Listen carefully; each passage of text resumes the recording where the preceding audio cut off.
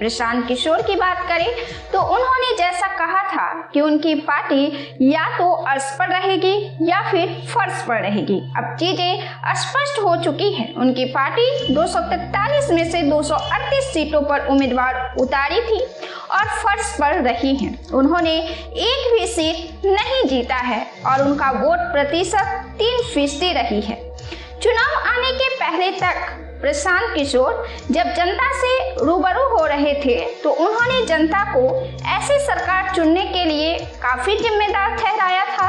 जो उन्होंने कहा था कि बिहार की जनता जात पात देखकर वोट करती है और वो पैसे लेकर वोट करती है। परिणाम यह हुआ कि उन्होंने जो मुद्दे उठाए थे चुनाव में वे तो अच्छे थे और उन्होंने जनता के साथ संपर्क भी साधे थे, लेकिन फिर भी उनकी पार्टी ने एक भी सीट हासिल नहीं की। प्रशांत किशोर की स्थिति से न केवल प्रशांत किशोर ही भौचक रह गए बल्कि राजनीतिक विश्लेषक भी इस बार के परिणाम से हैरान हैं। लेकिन यह सच्चाई सभी ने स्वीकार कर ली है कि अब एनडीए बहुमत में है। विश्लेषक यह भी मान रहे हैं कि नीतीश कुमार की 10,000 योजना ने उनके फेवर में परिस्थितियां तब्दील कर दी।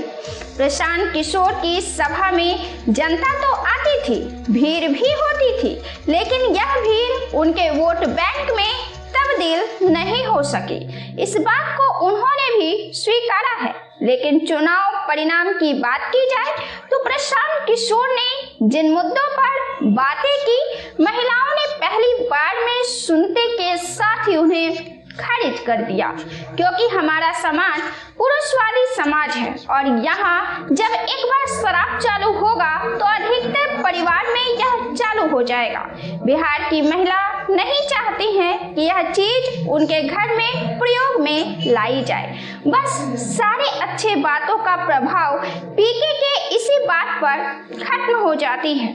राजनीतिक रणनीतिकार जिन्होंने अपने हिसाब से किसी भी पार्टी को जिताया है, हर राज्यों में अलग अलग पार्टियों को उन्होंने जिताया है, तमाम बड़ी पार्टियों के साथ उन्होंने काम कर उनको सफलता दिलाई है। उनके कैंपन ने देश भर में उन्हें राजनीतिक रणनीतिकार के तौर पर एक पहचान दी है। उन्होंने बिहार में इस तरह शिकस्त झेल ली, यह उनकी प्रतिभा और उनकी मेहनत देखकर अंदेशा नहीं था।